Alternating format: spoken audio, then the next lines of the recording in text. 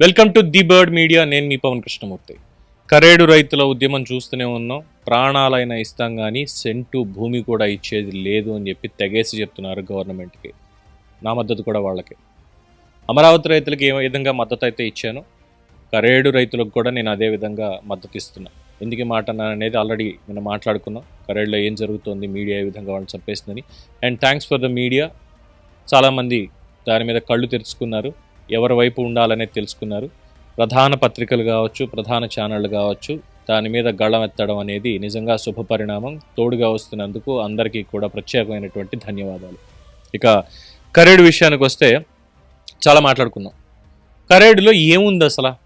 ఆ 8,300 ఎకరాలు ఎందుకని చెప్పి రైతులు అంత ఘోరంగా వాళ్ళంత పోరాటం చేస్తున్నారంటే, ఘోరంగా పోరాటం అని చెప్పి తప్పుగా అనుకోకండి. ఇక మా ప్రాణాలైనా సరే వదిలేస్తాం, మాకు అవసరం లేదు, కానీ భూములు ఒక్క సెంటు కూడా ఇచ్చేది లేదని తెగేసి చెప్తున్నారు. చూసారా ఎందుకు అంత చేస్తున్నారు?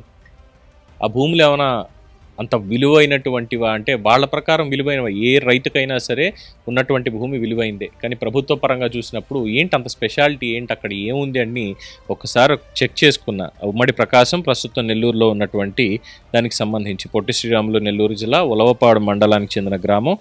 ఉలవపాడు నుంచి 8 కిలోమీటర్ల దూరంలో, సమీప పట్టణం కందుకూరు నుంచి 24 కిలోమీటర్ల దూరంలో ఉంది. 2011 లెక్కల ప్రకారం 3,452 ఇళ్ళు, 12,573 జనాభా, 5,080 హెక్టార్లో విస్తరించి గ్రామం. ఇది జియోగ్రాఫికల్. ఇక్కడ హిస్టారికల్గా చూస్తే ఈ ప్రాంతాన్ని రావణాసురుడి కొడుకులు కరుడు, దూషణుడు, కరదూషణులు వాళ్ళు పరిపాలించారు అని ప్రతీతి.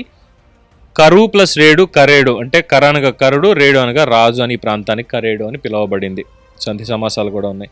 ఇక సమీపంలో ఉన్నటువంటి గ్రామాలు బింగినిపల్లి, ఉలవపాడు, మన్నేటికోట, ఊళ్లపాలెం, సింగరాయకొండ. సమీపంలో ఉన్నటువంటి ప్రదేశాలు దేవాలయాలు. ఉలవపాడు మండలం కరేడు క్యాంపు సమీపంలో జాతీయ రహదారి పక్కన ఒక సపోటా తోటలో ఇటీవలే ఒక వెంకటేశ్వర స్వామి విగ్రహం బయటపడింది. సో అన్ని దేవాలయాలు కూడా ఉన్నాయి. ఇక్కడి నుంచి స్పోర్ట్స్కి వెళ్ళినటువంటి వాళ్ళు కూడా ఉన్నారు. విద్యా సౌకర్యాలు అన్నీ బాగానే ఉన్నాయి. ప్రభుత్వ వైద్య సౌకర్యాలు అన్నీ బాగానే ఉన్నాయి. తాగునీరు, సురక్షిత తాగునీరు, పారిశుద్ధ్యం, సమాచార రవాణా సౌకర్యాలు, మార్కెటింగ్, బ్యాంకింగ్, ఆరోగ్యం అన్నిటికీ సంబంధించింది. భూమి వినియోగం 417 హెక్టార్ల అడవి, వ్యవసాయేతర వినియోగంలో ఉన్న భూమి 647 హెక్టార్లు, వ్యవసాయం సాగని బంజరు భూమి 394 హెక్టార్లు, శాశ్వత పచ్చిక ప్రాంతాలు, ఇతర మేత భూమి 342 హెక్టార్లు, తోటలు మొదలవుతున్న సాగుతున్నవి 144, వ్యవసాయం చేయదగ్గ బంజరు భూమి 228, సాగులో లేని బీడు భూములు కానివి 165 హెక్టార్లు, నీటి సౌకర్యం లేనిది 1,043 హెక్టార్లు, నికరంగా విత్తినటువంటి భూమి 2,698 హెక్టార్లు, వివిధ వనరుల నుండి సాగునీరు లభిస్తున్న భూమి 1,861 హెక్టార్లు. ఇలాగ నీటిపారుదలకు సంబంధించి బావులు కానీ 877 హెక్టార్లు వ్యవసాయానికి నీళ్లు అందుతున్నాయి. చెరువులు 984 హెక్టార్లు అక్కడ వ్యవసాయం అవుతోంది. ఉత్పత్తి ప్రధానంగా వరి, వేరుశనగ, మామిడి, సపోటా, బియ్యం, సాల్టు, చేతి వృత్తులు, చేపల పెంపకం. ఇది అక్కడ ఉన్నటువంటిది. చాలామంది చెప్పింది మాట్లాడినటువంటి దానికి ఏంటంటే, కరేడులో వాళ్ళు పంటని అమ్మరు. కేవలం పంటనంటే ఒక 2 ఎకరాల్లో వరేసి వచ్చిన బస్తా బియ్యాన్ని అలా అమ్మరు. వాళ్ళు నారు పోసి, నారుని పెంచి, ఆ నారుని చుట్టుపక్కల వాళ్ళందరికీ అమ్ముతారు. క్వాలిటీ, దాని నుంచి ఉత్పత్తి ఇంకా గణనీయంగా పెరుగుతూ వస్తుంది. నారుంది, నీరుంది. అలాగే ఉలవపాడు మామిడి పళ్ళకి ప్రసిద్ధి. ఉలవపాడు మామిడి అంటే చాలా ప్రశస్తమైంది అని. ఇలా చాలా ఉన్నాయి. ఇది పైన మనకు కనిపించేటువంటిది. అటు పక్కన సముద్రం, పక్కనే మున్నేరు వాగు. ఎక్కడ చూసినా అచ్చం మా గోదావరి జిల్లాలకి రెప్లికా అనడంలో ఎటువంటి అభ్యంతరం లేదు. ఇంకా మాట్లాడితే అది కూడా మా గోదావరి జిల్లాలోదే అని చెప్పేసుకుంటా హ్యాపీగా. నిరంతరాయంగా నీటి సరఫరా అనేది, నీటి లభ్యత అనేది ఉంటుంది ఖచ్చితంగా. స్వచ్ఛమైనటువంటి నీరు గోదావరి జిల్లాలో ఎంత స్వచ్ఛంగా ఉంటాయో, ఎంత రుచిగా ఉంటాయో సేమ్ టు సేమ్ మున్నేరు కూడా. అందుకే అక్కడ ఆ 8,300 ఎకరాలు ఇవ్వడానికి రైతులు ఒప్పుకోవట్లేదు. పచ్చటి తివాచీ పరిచినట్టుగా ఉంటుంది. అలాగే అటు సముద్రం, బీచ్ ఉంది, టూరిజం డెవలప్మెంట్కి హ్యాపీగా చేసుకోవచ్చు. అలాగే ఈ పంట పొలాలే ఎందుకు ఇవ్వాలి? మళ్ళీ మొన్న కూడా చెప్పినట్టు అమరావతిలో రైతులు వాళ్ళు స్వచ్ఛందంగా ఇచ్చారు. దీని మీద కూడా ఇంకో వివాదం ఉంది, దాని గురించి తర్వాత మాట్లాడుకుందాం. వాళ్ళు స్వచ్ఛందంగా ఇచ్చారు ఫేజ్ 1లో, రైట్? మా భవిష్యత్తు, రాష్ట్ర భవిష్యత్తు, మా తరాల భవిష్యత్తు, వీటన్నిటిని గుర్తుంచుకొని మేము ఈ విధంగా చేస్తున్నాము అని చెప్పి బాగుంది, తప్పే లేదు. ఇక్కడికి వచ్చి మేము ఇవ్వమంటున్నారు, ఇవ్వద్దు. అక్కడికి ఇక్కడికి తేడా ఉంది. ఇక్కడ ఇంకోటి మాట్లాడుతున్నారు ఏంటంటే, ఇందాక నేను అన్నాను చూసారా, ఏంటి అంత ఇంపార్టెంట్ ఏంటి అని చెప్పి, నాకు మినరల్స్ ఉన్నాయా, మరి దానికి సంబంధించినటువంటి టెస్ట్స్ ఏమైనా చేశారా, అది నాకు తెలియదు. ఇప్పుడు ఒక ప్రభుత్వం మాట్లాడాలి, ముఖ్యమంత్రి చంద్రబాబు నాయుడు, విద్యాశాఖ ఐటీ మంత్రి అయినటువంటి నారా లోకేష్ మాట్లాడాలి, అలాగే డిప్యూటీ సీఎం పవన్ కళ్యాణ్ గారు కూడా దీని మీద మాట్లాడాలి. ఎందుకంటే వీళ్ళ ముగ్గురు ప్రధానంగా ఉన్నారు కాబట్టి, తర్వాత క్యాబినెట్లో ఉన్నటువంటి వాళ్ళు ప్రతి ఒక్కళ్ళు కూడా, అలాగే రైతు ఉద్యమానికి సహకరించినటువంటి వాళ్ళు, రైతు ఉద్యమకారులు ఎవరైతే ఉన్నారో, గతంలో అమరావతి మీద పోరాటం చేసినటువంటి వాళ్ళు అందరూ కూడా వీటి మీద మాట్లాడాలి. ఎందుకు ఈ మాట అంటున్నా, ఎందుకు ఇది చెప్పాల్సి వస్తుంది స్పెసిఫిక్గా అంటే, గత 5 ఏళ్ల కాలంలో బీచ్ శాండ్ అనేది ఎక్స్పోర్ట్ బాగా జరిగింది.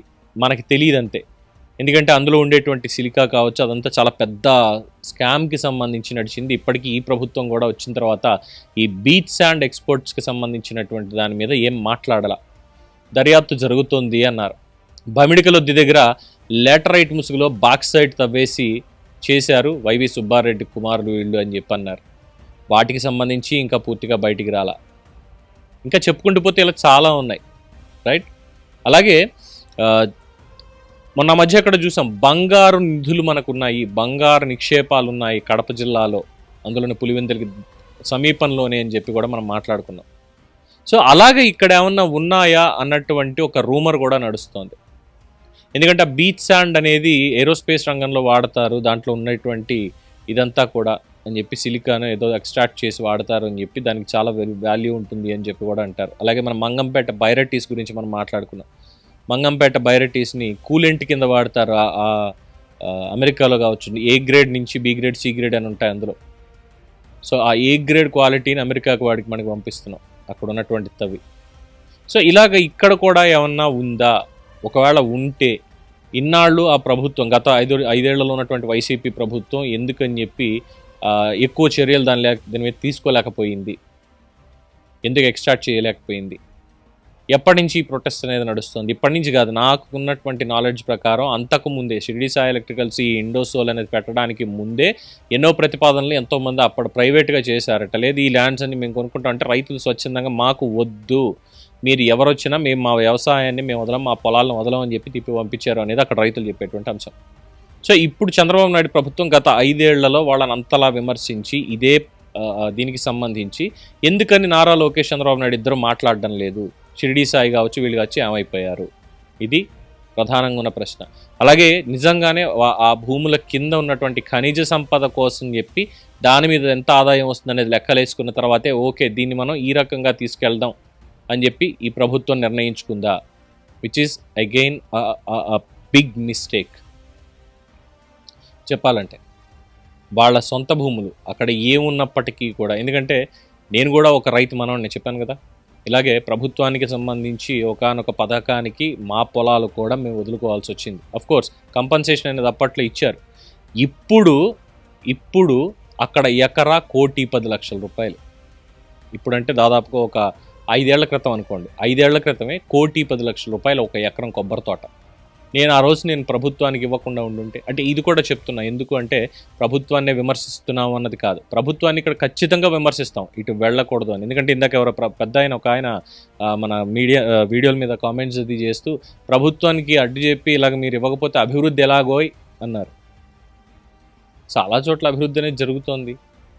దొనకొండలో పెట్టండి తీసుకెళ్ళి దాన్ని, ఫీజిబిలిటీ బోల్డ్ ఎకరాలు ఉంది అక్కడ ప్రభుత్వ భూమి, ఇంకా దాని పక్కన ఇంకా చాలా ఏరియాలు ఉన్నాయి కదా, అక్కడ పెట్టండి. అసలు ఈ పర్టిక్యులర్ 8,306 ఎకరాలు ఎందుకు, అక్కడ నుంచి ఇంకొక 5 కిలోమీటర్లు 10 కిలోమీటర్లు అవతలకి వెళ్తే 30 కిలోమీటర్లు అవతలకి వెళ్తే ఇంకా విపరీతమైన భూమి ఉంది కదా, అక్కడ పెట్టుకోవచ్చు కదా. ఎందుకని చెప్పి ఇక్కడే స్పెసిఫిక్గా కావాలని చెప్పి అంటున్నారు. ఇక్కడ ఇంకొక వాదన కూడా వస్తుంది ఏంటంటే, కింద ఉన్నటువంటి ఖనిజాలు లేదంటే ఇంకోటో కాదు,